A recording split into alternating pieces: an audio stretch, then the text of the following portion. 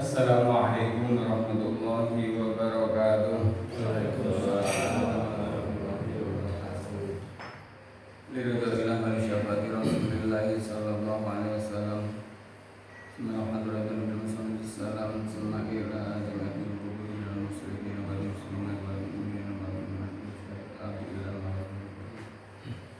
Subhanahu suami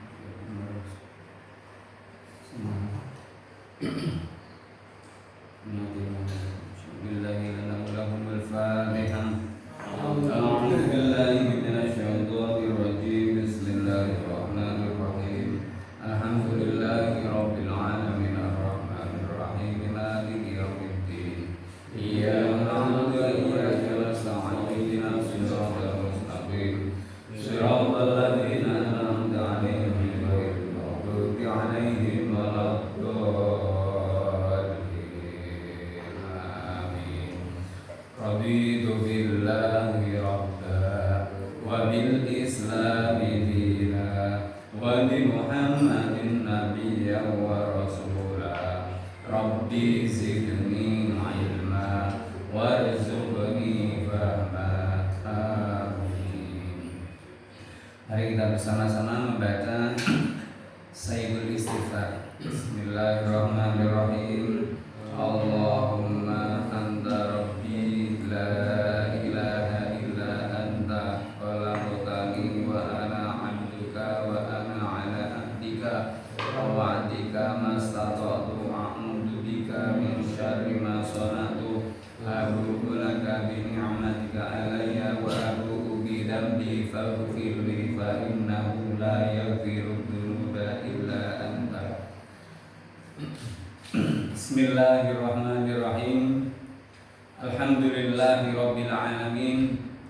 Wa bihi nasta'inu ala umuri dunya waddin. Wassalatu wassalamu ala asyrafil anbiya'i wal mursalin Sayyidina wa maulana Muhammadin wa ala alihi wa ashabihi wa man tabi'ahum bi ihsanin ila yaumiddin. Rabbi shrah li sadri wa yassir li amri wahlul 'uqdatam min lisani yafqahu qawli. Qala ta'ala subhanaka la ilma lana illa ma 'allamtana innaka antal alimul hakim. Shadaqallahul 'azim wa shadaqa rasuluhun nabiyul karim wa nahnu 'ala dzalika minasyahidin walhamdulillahi rabbil alamin. Bapak Ibu jamaah salat subuh yang dirahmati Allah Subhanahu wa taala.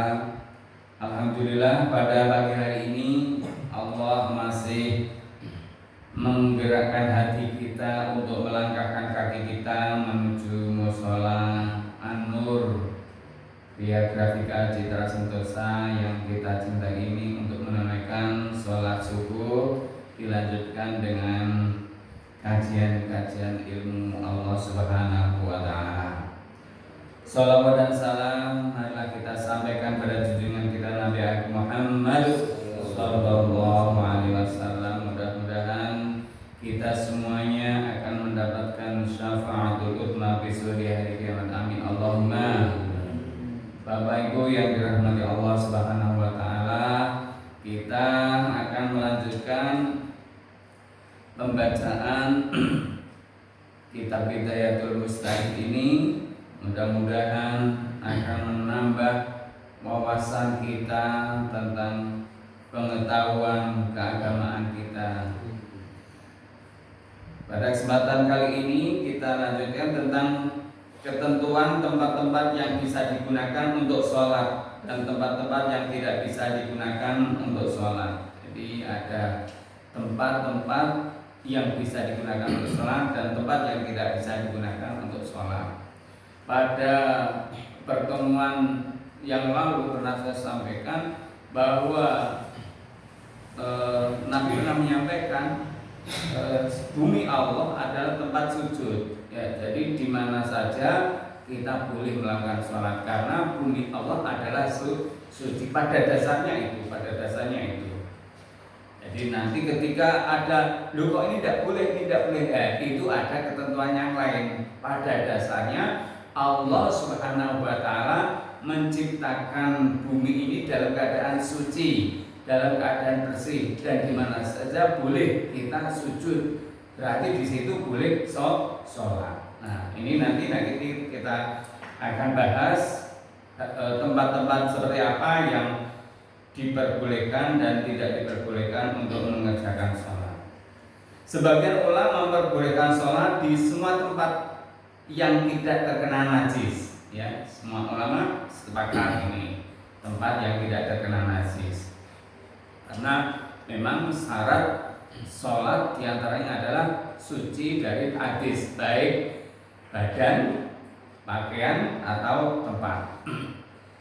Dan sebagian yang lain mengecualikan 7 tempat dari hal itu, ya, yakni di tempat kotoran, di tempat penyembelihan binatang, di kuburan, di jalan raya, di kamar mandi, di kandang onta, dan di atas atap Ka'bah.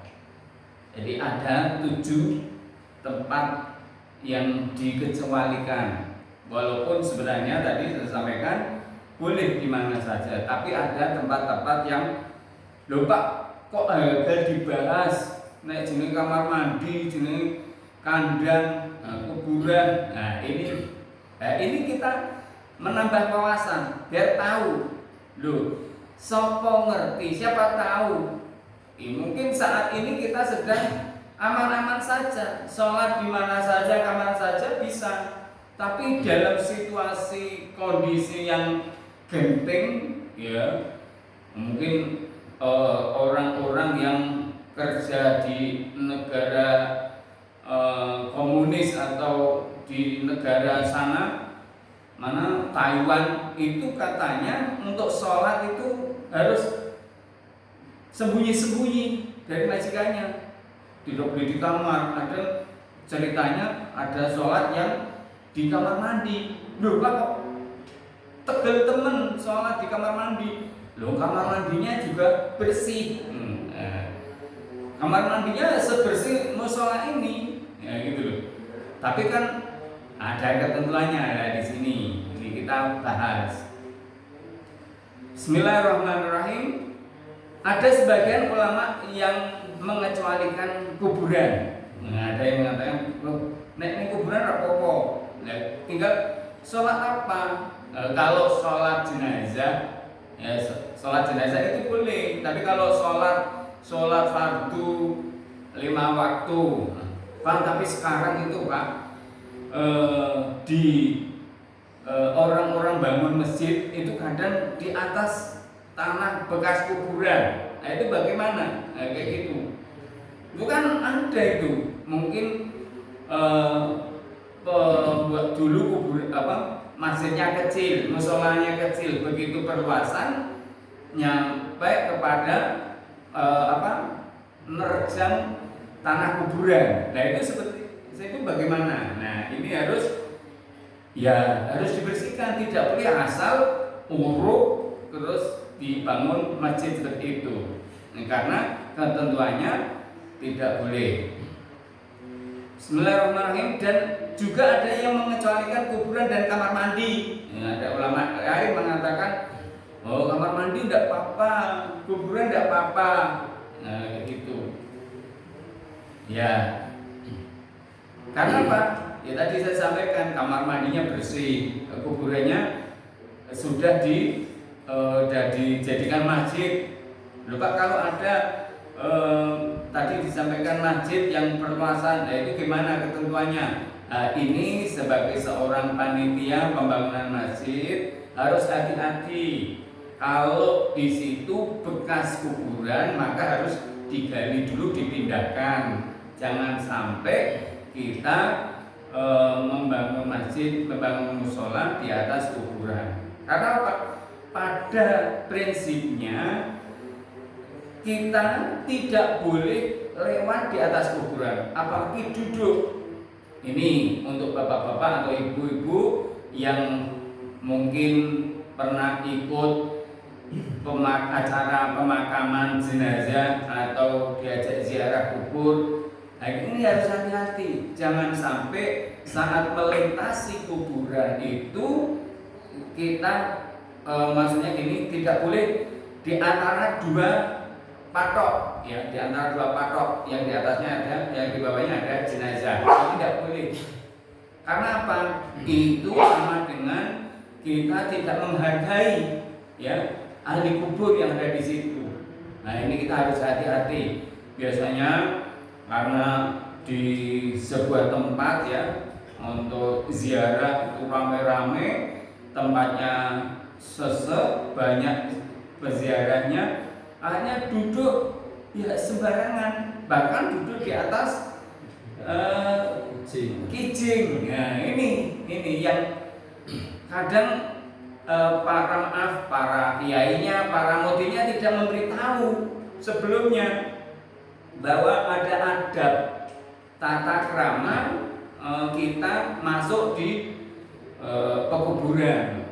Ya, kita harus mengucapkan salam, assalamualaikum ya ahla diyar, insyaallah bikum lahikun. Nah, ini assalamualaikum ya ahla diyar darun qaumin mukminin, insyaallah bikum lahikun. Itu kalau kita mau masuk kubur. Setelah di dalam kubur kita harus ya hati-hati, jangan sampai jadi ngelangkai, ya, antara patok loro kita ngelangkai, tidak boleh. Terus duduk-duduk karena menunggu proses pemakaman, kita duduk di batu nisan, ya, yang bersih. Nah, ini tidak boleh, ya, tidak boleh seperti itu. Tapi tadi ini mengenai sholat, ada yang mengatakan sholat tadi ada 7 yang kita dilarang untuk sholat di atasnya, yakni tempat kotoran, tempat menyembelih binatang, di atas kuburan, di jalan raya, di kamar mandi, dan di kandang unta, dan di atas atap Ka'bah. Di atas atap Ka'bah. Nah, ada yang jalan kuburan, ada yang jalan kuburan dan kamar mandi. Nah, ini kita harus lebih hati-hati.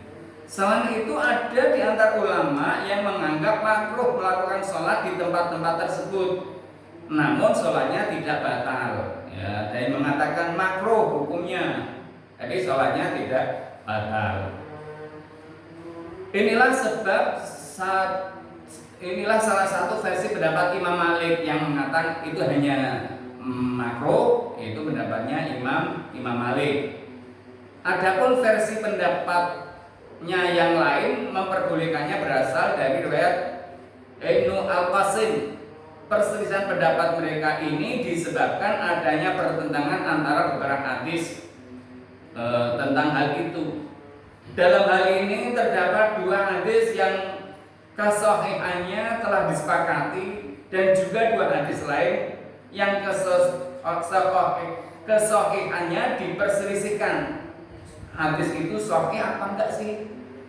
Ya, kalau kita ahli ulama hadis mungkin detail, ya. Tapi kalau kita bukan ulama ahli hadis, ya di situ ada ahli hadis yang perawinya, ya, katakanlah Bukhari, Muslim atau siapa, ya sudahlah, itu kita manut. Kita tidak ahli hadis, tidak meneliti satu persatu tentang kesahihan sebuah hadis.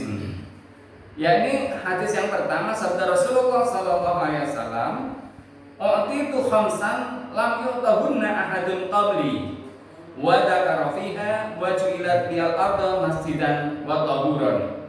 Fa aynama adrakatni as-salatu shallaitu." Aku diberi 5 perkara yang tidak pernah diberikan kepada seorang nabi pun sebelumku. Beliau menyebutkan antara lain, dan bumi dijadikan untukku sebagai tempat sujud, serta sesuatu yang suci lagi mensucikan. Jadi di mana saja aku mendapati sholat, aku pun sholat. Jadi kalau tentang hadis ini, begitu mendengar adzan, ya sholat di situ. Tidak perlu mencari, wah ini mau perjalanan, aku mau ke Demak, ya, pulang ke Demak contoh. wah aku harus sholatnya di Masjid Agung Demak, padahal di Sayung sudah adzan. Nah kayak gitu, tidak perlu. Ketika mendengar itu ya udah, kita langsung mencari masjid atau musola yang terdekat ketika mendengar suara adzan tersebut. Yang kedua, sabda Rasulullah SAW, ij'alu min salatikum fi buyutikum wala tatakhiduha kuburan. Lakukanlah sholatmu di rumahmu dan jangan kamu jadikan ia kuburan.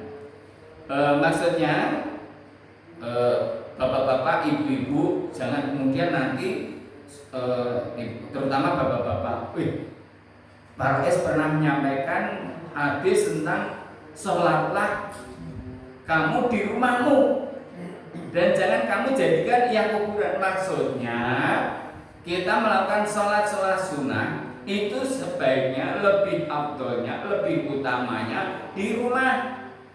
Ya, rumah itu untuk sholat, untuk baca Quran. Nawiru buyutakum bi qiraatil Quran. Hiasi, sinari rumahmu dengan baca Quran dan sholat sunnah. Kemudian jangan sholat fardu kita sholat di rumah, nanti masjid dan musola jadi sepi, ya. Kalau maksudnya ya ini hanya untuk sholat sunnah, ya, utamanya memang begitu. Kalau nanti setelah sholat sunnah di rumah, ya mungkin sholat qobliyah atau sholat ba'diyah, begitu perjalanan ke masjid atau musola masih ada waktu luang untuk sholat, ya mungkin bisa melakukan sholat tahiyatul masjid. Tahiyatul masjid itu sholat penghormatan kepada masjid. Loh Pak, saya kan kita jamaahnya di musola Anur bukan di masjid. Gimana itu? Apakah boleh sholat tahiyatul masjid? Masjid, musola adalah tempat sujud, tempat sholat. Jadi ketika kita mendatangi masjid atau musola, nah, itu kita dianjurkan ketika ada waktu untuk melakukan sholat tahiyatul masjid, penghormatan kepada masjid. Tidak harus berarti Pak kalau kita sholat di musola tidak usah sholat tahiyatul masjid, tidak pernah dong. Ya ini kan akhirnya seperti itu. Maka tahiyatul masjid adalah penghormatan kepada masjid, tempat sujud kita, sholat 5 waktu kita di musola ini ya, ini sebagai masjid. Lupa berarti boleh untuk Jumatan, boleh dengan catatan kalau di situ sudah ada Jumatan ya di sini tidak usah Jumatan, ya gitu. Jadi sebenarnya ketentuan-ketentuan itu sudah ada. Bismillahirrahmanirrahim. Dan 2 hadis yang kesohihannya diperselisihkan ialah, pertama, hadis yang diriwayatkan oleh At-Tirmidzi, sesungguhnya Nabi SAW melarang sholat di 7 tempat, yakni di tempat kotoran, di tempat menyembelih kurban binatang, di kuburan, di jalan raya, di kamar mandi, di kandang unta, dan di atas atap Ka'bah. Kedua, riwayat dari Nabi SAW, sesungguhnya beliau bersabda, sholatlah di kandang kambing dan janganlah sholat di kandang unta. Nah ini kandang kambing, bedanya kandang kambing dan kandang unta bagaimana? Nah ini mungkin orang kan biasa baik sama-sama kandang. Ini karena aromanya berbeda.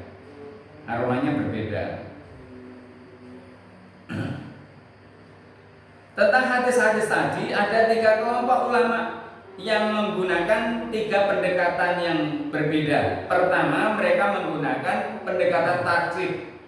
Tarjih itu keunggulan. Kedua, mereka menggunakan pendekatan bina, membangun. Dan ketiga, mereka menggunakan pendekatan jam'u, mengumpulkan. Ya. Kelompok pertama, tarjih, berdasarkan pada sebuah hadis masyhur yakni sabda Rasulullah SAW, tanah dijadikan untukku sebagai tempat sujud dan sesuatu yang suci atau mensucikan. Kata mereka, hadis ini menasah hadis-hadis lain karena hal tersebut merupakan bagian dari kelebihan-kelebihan Rasulullah SAW yang tidak bisa dinasah. Jadi hadis ini ya udah, hadis itu memang kenyataannya seperti itu. Contoh tadi disampaikan bahwa bumi Allah itu suci, boleh asal di situ sudah suci ya. Kalau tempatnya tadi disampaikan pada dasarnya bumi itu suci, boleh saja di mana saja kamu sholat. Apakah perlu Pak untuk sholat katakanlah di depan rumah, kan bukan jalan raya, perlu pakai alas untuk sholat apa enggak? Ya kalau memang tegel ya rapopo. Saya juga pernah melakukan sholat di pinggir jalan karena saat perjalanan dari Musdalifah, saya jalan kaki, itu waktunya subuh, saya sholat pinggir jalan, wes serasa gelar sajadah bersih. Kelompok kedua mengatakan bahwa hadis yang memperbolehkan sholat di semua tempat bersifat umum, ya, dan hadis yang melarangnya bersifat khusus. Jadi sebenarnya hadis itu tadi umum, ya boleh umum, tapi nanti ada pengecualian. Nah, hadis yang pengecualian itu ada khususiyah, kekhususan tadi disampaikan ya. Dan hadis yang melarangnya bersifat khusus tadi. Jadi yang khusus harus digabungkan pada yang umum. Di antara kelompok ini ada yang mengecualikan 7 tempat di atas, dan ada yang hanya mengecualikan kamar mandi dan kuburan saja. Alasannya kedua hal itu sudah ditetapkan Nabi Sallallahu Alaihi Wasallam, karena juga ada larangan sholat di kedua tempat tersebut yang direkan dari beliau secara tersendiri. Bahkan ada sebagian ulama yang hanya mengecualikan kuburan saja berdasarkan hadis yang sudah dikemukakan sebelumnya tadi. Sementara kelompok yang ketiga, yaitu jamu, mengumpulkan, tidak mengecualikan dalil yang bersifat khusus dari dalil yang bersifat umum. Kata mereka, hadis-hadis yang melarang itu mungkin implikasinya adalah larangan yang bersifat makruh, dan hadis-hadis yang memerintahkan mungkin implikasinya adalah perintah yang bersifat mubah atau boleh. Nah, ini mengenai hadis-hadis tadi, ada yang mengatakan, oh ini harus dikombinasi, dikumpulkan, ya. Kalau tadi ada hadis setelah muncul ada dianjurkan sholat seperti ini, kemudian ada larangan-larangan ini, kalau diambil garis tengahnya, kesimpulannya berarti sholat di situ yang larang tadi, oh hanya cukup makruh, tidak sekedar haram, ya, larangan itu. Tapi yang perintah, kan tadi ada larangan, ada perintah. Oh berarti di situ mubah, mubah itu artinya boleh. Nah ini pendapat-pendapat seperti ini mana yang akan kita pegangi, akan kita praktekkan dalam kehidupan kita sehari-hari, monggo. Ya, jadi setelah kita mengetahui ada anjuran, ada larangan, berarti kita ya tentunya bisa menyimpulkan. Nek sholat ning tempat-tempat tadi itu aslinya tidak boleh, tapi ada yang mengatakan kalau ada pengecualian berarti boleh. Ya berarti yes. Kalau kita tidak terpaksa, ya mencari tempat yang semestinya untuk kita melakukan sholat. Pak, tadi saya itu kerjanya menjaga kandang ayam, apakah boleh? Loh, sekarang tempat-tempat bekerja. Kalau di Indonesia ya, di Indonesia saat ini walaupun kandang sapi, kandang ayam, kandang kambing itu dibuatkan musola walaupun kecil ya.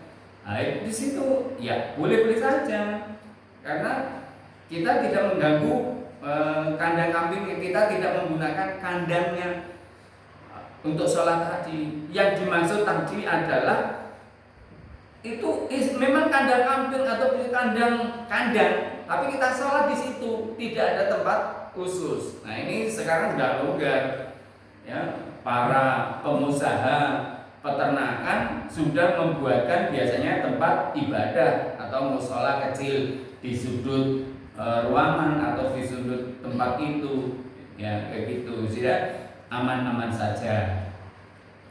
Bismillahirrahmanirrahim.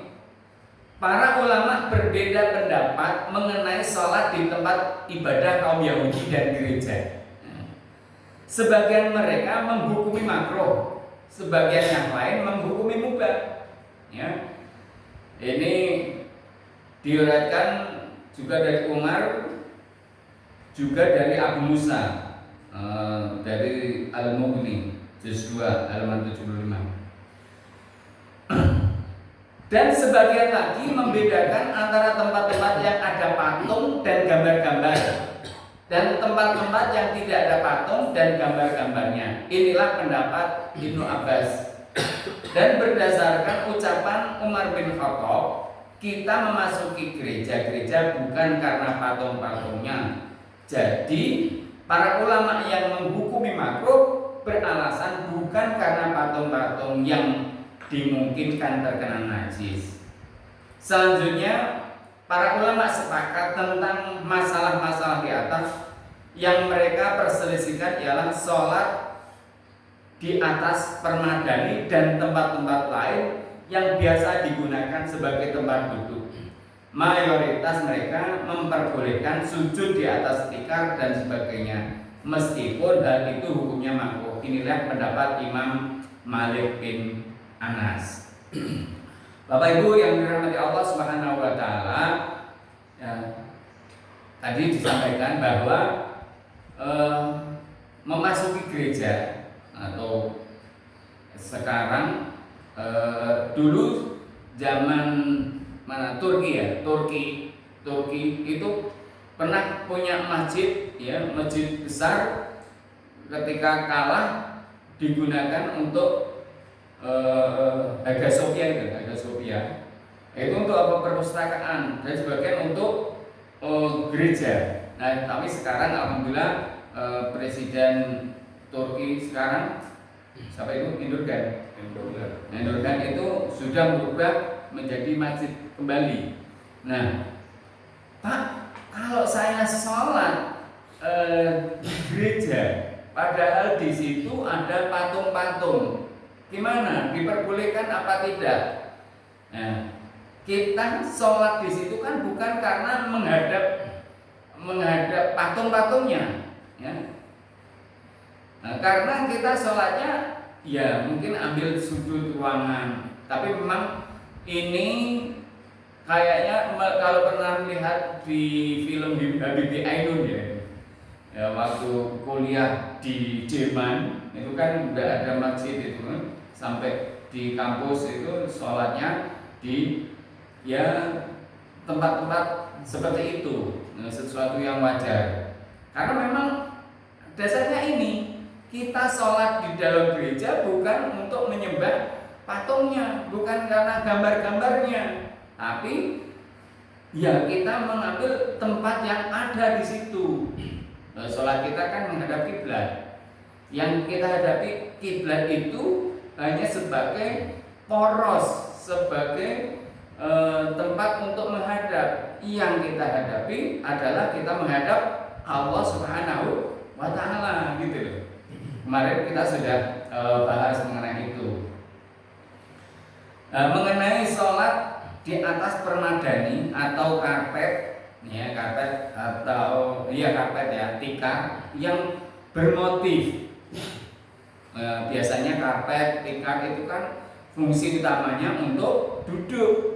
Bagaimana ya boleh-boleh saja, dan asalkan gambar yang di karpet, gambar yang di tikar itu tidak menunjukkan hal-hal yang ya kan sekarang macam-macam itu karpet motifnya ada yang mungkin kita tidak tahu, bahkan seperti gereja atau seperti ilustrasi wanita yang bugil kayak gitu kan. Nah ini kita harus hati-hati dalam memilih sajadah, terutama ya ibu-ibu, jilbab juga demikian, mukena juga demikian. Ya kita harus hati-hati, ya kita harus hati-hati, jangan sampai kita sholat tapi ternyata jilbabnya ada salib-salib kayak gitu. Lupa ini kan gambarnya Siti Maryam, ya memang Siti Maryam, tapi kan di situ kalau ada salibnya, nah ini kita harus hati-hati dalam memilih. Yang polos-polos saja, ya.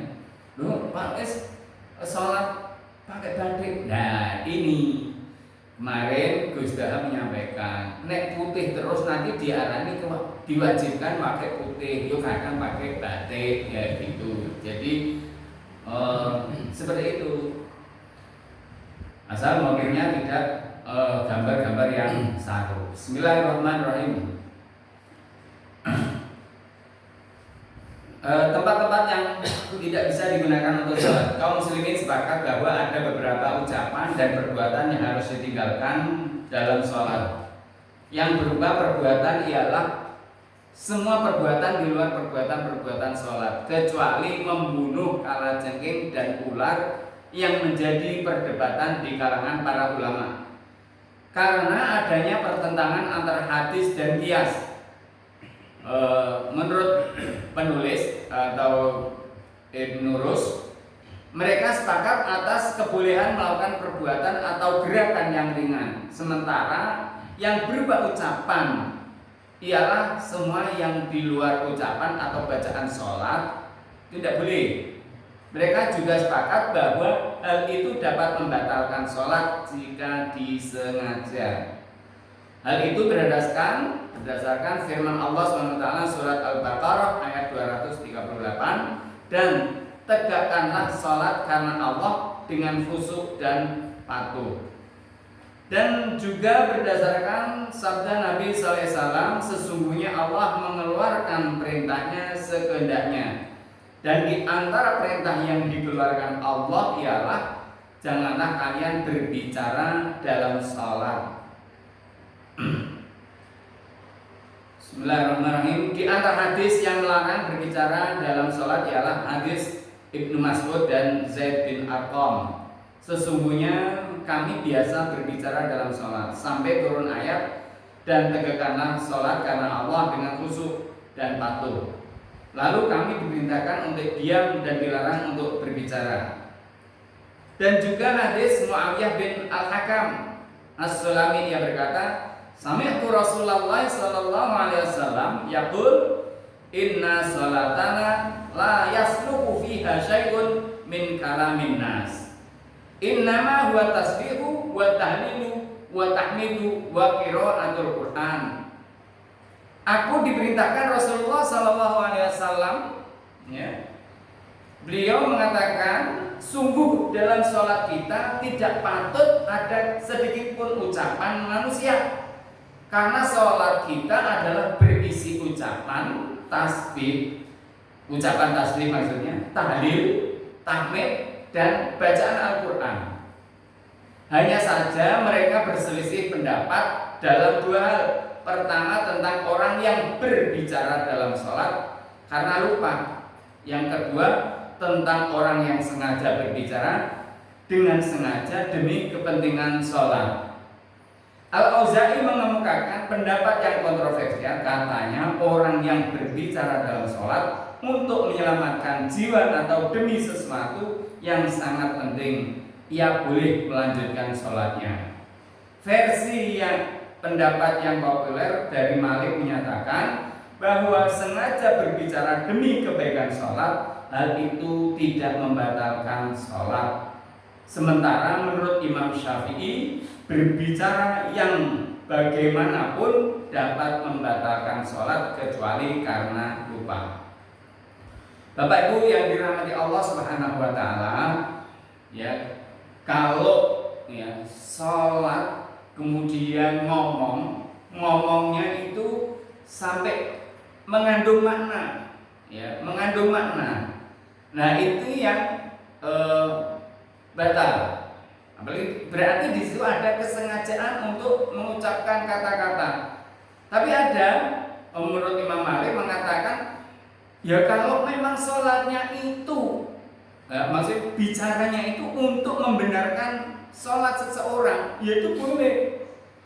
Nah, boleh.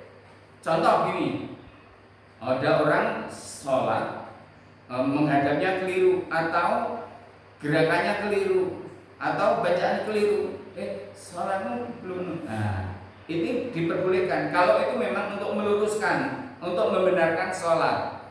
Jadi ucapannya tidak membatalkan. Tapi kalau menurut Imam Syafi'i tadi, apapun ucapannya adalah batal kecuali lupa. Nah, ini yang jadi pertanyaan, lalu orang sholat kok sampai lupa gitu loh. Berarti dia sholatnya tidak konsentrasi, tidak fokus, tidak khusyuk. Ya, orang sholat ya harus konsentrasi penuh menghadap Allah Subhanahu wa taala. Bahkan sholatnya ini sholat yang sifatnya sirriyah. Mungkin tidak baca bacaan secara jahar, sholat duhur, sholat asar kayak gitu. Karena imamnya lama, akhirnya ngomong. Nah ini tidak boleh ngomong yang disengaja. Sholat subuh ya ini batal. Oleh menurut imam siapapun, semua sepakat itu batal. Aku nanti kok Pak. Nah, mau ngomongnya kayak gitu, ngomong secara jelas, maknanya ada artinya bisa dipahami, yaitu yang batal. Beda pendapat para ulama ini berpulang pada adanya beberapa hadis tentang hal itu yang secara lainnya terkesan bertentangan. Intinya, hadis-hadis yang sudah disebutkan sebelumnya secara umum menunjukkan larangan berbicara ketika sholat. Sementara hadis Abu Hurairah yang cukup populer menyatakan, anna Rasulullah sallallahu alaihi wasallam insarafa minas naim faqala lahu dzul yadain aqasarta sholata am nasita ya Rasulullah. Faqala Rasulullah sallallahu alaihi wasallam asadaqa dzul yadain faqalu na'am. Faqama Rasulullah sallallahu alaihi wasallam fasalla raka'ataini rayaini summa salama. Sesungguhnya Rasulullah SAW berlalu setelah menyelesaikan 2 rakaat. Dzul Yadain bertanya kepada beliau, Anda mengqashar salat atau Anda lupa? Wahai Rasulullah, beliau bersabda, benarkah Dzul Yadain? Para sahabat menjawab, ya. Setelah melakukan salat 2 rakaat lagi, beliau lalu salam. Ini maksudnya sholat karena lupa ya. Ini bapak-bapak, ibu-ibu mungkin pas jamaah contoh sholat maghrib ketinggalan 1 rakaat, dia karena lupa saat imam salam ikut salam. Begitu ingat, oh tadi saya ketinggalan 1 rakaat, langsung saja berdiri menambah 1 rakaat, menyempurnakan rakaat yang terakhir, ya. Jangan aku bersalam, aku isin iki aku balik ngadeg wong aku salaman karo teman kanan kiri. Tidak usah seperti itu. Atau nanti aja saya baleni sholat 3 rakaat sendiri aja di rumah. Enggak. Kita tuh diperbolehkan, ya. Lupa tadi kan saya sudah assalamualaikum, boleh untuk melengkapi 3 rakaat, ya. ada, walaupun sudah jeda waktu, astagfirullah, ingat saya kurang 1 rakaat, langsung berdiri Allahu Akbar, membaca Fatihah dan seterusnya sampai tahiyat akhir baru salam lagi. Jadi ini kadang kita ya mungkin karena nggak tahu atau gimana, tidak melengkapi, ya kemungkinan tidak melengkapi 3 rakaat, rakaat ketiga ditinggalkan, atau nanti saja kita sholat 3 rakaat sendiri. Ya setelah ini, kalau sholat sendiri yang tadi berarti dia tidak mendapatkan pahala jamaahnya. Tapi kalau dia tadi begitu salam, astagfirullah, langsung Allahu Akbar berdiri, membaca Fatihah dan lain sebagainya sampai salam, dia masih mendapatkan pahala sholat jamaahnya. Nah seperti itu. Karena apa? Rasulullah pernah sholat setelah 2 rakaat salam. Nah, karena sholatnya Rasulullah itu kan panjang-panjang, ya kalau membaca surat-surat itu. Setelah diingatkan oleh sahabat tadi, Rasulullah, apakah panjenengan mengqasar sholat? Kemudian Rasulullah melanjutkan sholat lagi, tambah 2 rakaat lagi, karena waktu itu mungkin sholat yang jumlahnya 4 rakaat. Sampai ada sahabat kaget, loh Rasulullah baru 2 rakaat sudah salam. Akhirnya berdiri lagi, tambah untuk melengkapi 4 rakaat. Seperti itu Bapak Ibu. Mudah-mudahan nanti kita tidak ngertilah, kita tambah ngerti. Jadi tidak perlu nanti sholatnya di rumah aja. Kalau di sini kan saya malu, gitu. Saya malu. Nah justru ya itu yang berbahaya. Bismillahirrahmanirrahim. Secara lahiriah hadis di atas memberikan petunjuk bahwa Nabi SAW berbicara dengan para sahabat, tetapi selanjutnya mereka tetap meneruskan sholatnya dan bukan menghentikannya. Ulama-ulama yang berpedoman pada lahiriah hadis ini dan menganggap hal itu khusus menyangkut bicara demi memperbaiki sholat, maka mereka mengecualikannya dari beberapa berbicara secara umum. Inilah pendapat Imam Malik bin Anas. Sementara ulama-ulama yang berpendapat bahwa di dalam hadis tadi tidak ada dalil yang menyebutkan kalau para sahabat berbicara dengan sengaja di dalam sholat. Yang jelas mereka berbicara karena mengira sholatnya disingkat, dan Nabi pun berbicara karena mengira sholatnya sudah selesai.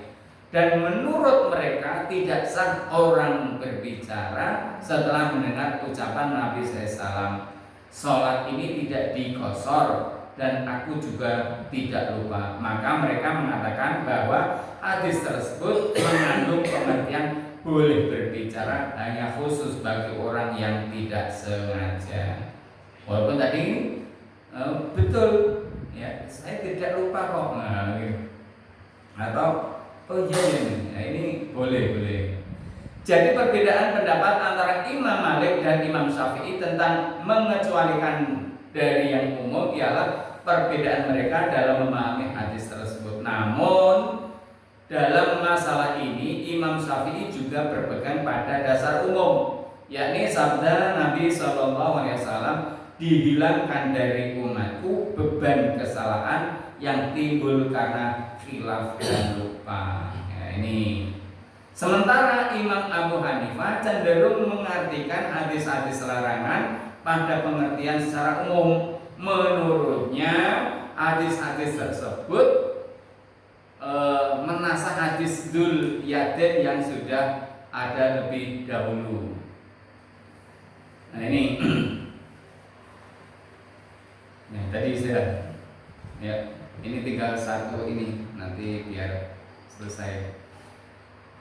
Yang kelima, permasalahan yang ke-8, niat dan tata cara pensyaratannya dalam sholat. Ya ini, para ulama sepakat bahwa niat merupakan syarat sahnya sholat, karena sholat adalah pokok ibadah yang berlaku dalam syariat untuk kemaslahatan yang rasional, yakni maslahat masyarakat yang bisa ditangkap dengan indera.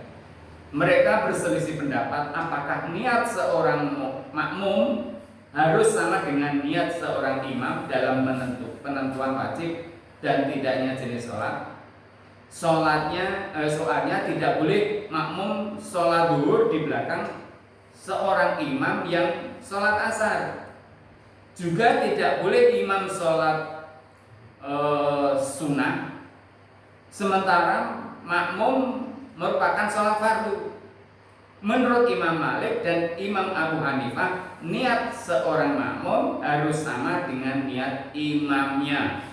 Namun menurut Imam Syafi'i, kesamaan niat bukan suatu kewajiban. Ya. Pangkal perbedaan pendapat mereka ini ialah adanya pertentangan pengertian antara sabda Nabi SAW. Sesungguhnya imam diangkat adalah untuk diikuti. Dengan keterangan riwayat dalam hadis Mu'adz bahwa sesungguhnya setelah sholat bersama Nabi SAW, ia sholat lagi dengan kaumnya. Ulama-ulama yang berpendapat hal itu hanya khusus berlaku bagi Mu'adz, sedangkan hadis Nabi yang berlaku ada sifatnya umum. Sesungguhnya imam itu diangkat adalah untuk diikuti.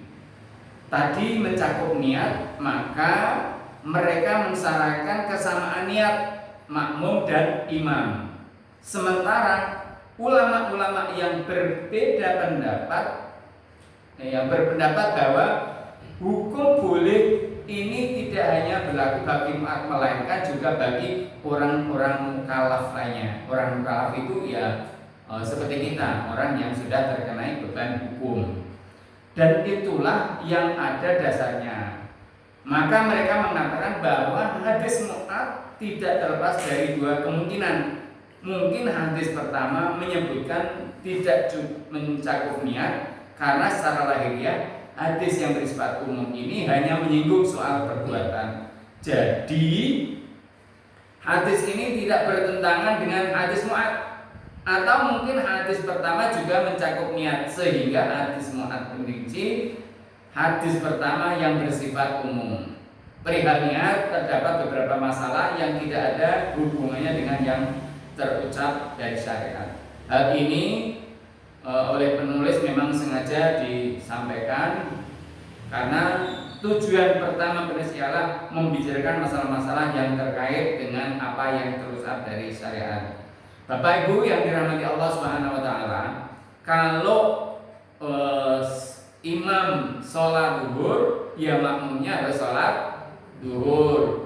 Kalau imamnya sholat wajib, ya imamnya sholat sunnah, ya makmumnya tidak boleh sholat wajib. Contoh waktu terawih itu kan sholat sunnah. Lah makmumnya dia sholat isya.